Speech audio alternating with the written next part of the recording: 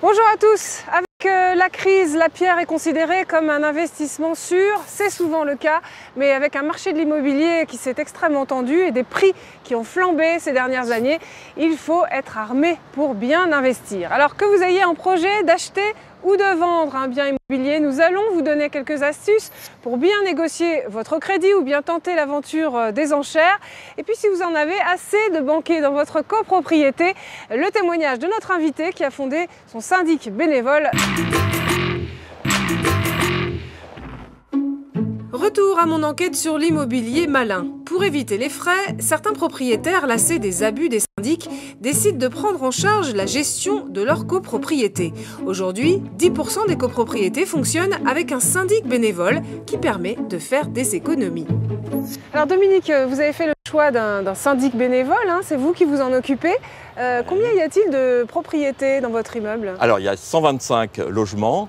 Il y a 150 copropriétaires parce qu'il y a aussi 125 parkings. Donc 250 lots. Ça fait du monde. Hein. Ça fait énormément de monde, absolument. Alors on va peut-être rappeler d'abord le rôle d'un syndic.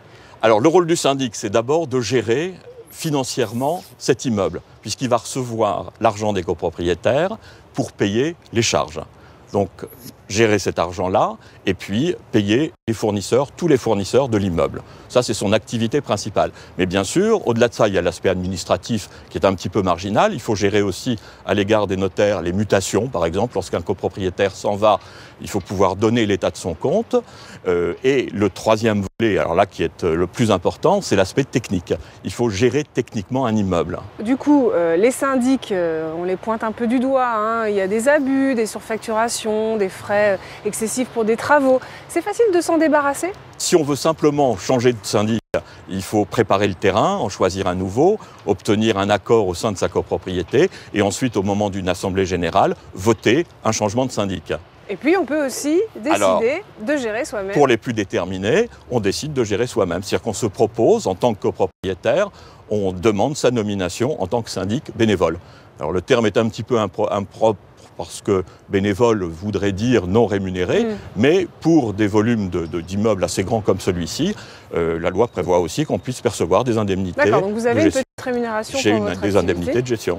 Vous pouvez nous dire combien? Oui, absolument, c'est 12 000 € annuels, et qui représente en fait la moitié de ce que représentent les frais de gestion d'un syndic professionnel.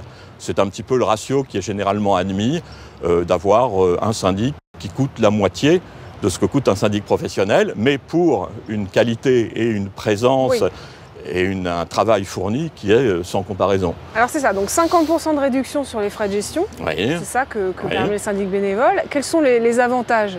Au-delà des aspects financiers, il y a bien sûr la disponibilité. On est omniprésent et on répond immédiatement aux besoins de l'immeuble. C'est pas plus facile avec une petite copropriété d'être syndic bénévole? Si, bien sûr.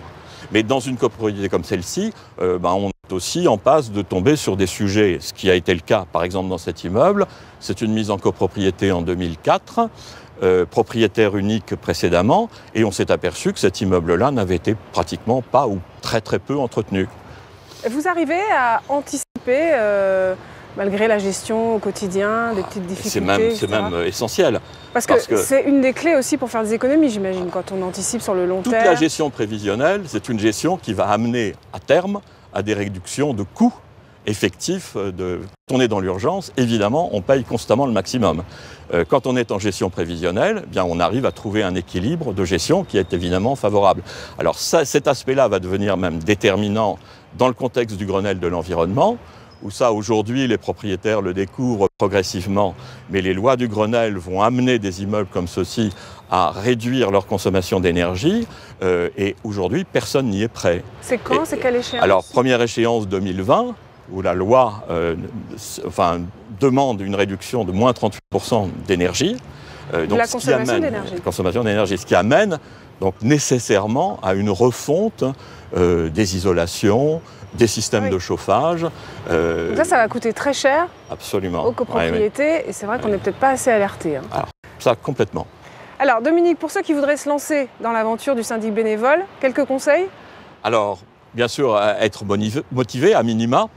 et puis respecter un petit peu toute la chronologie d'acquisition des connaissances, faire partie d'un conseil syndical, en devenir le président, et puis l'ultime étape étant de se faire élire, mais le préalable est quand même de suivre une formation pour acquérir tous les domaines de connaissances qui sont nécessaires.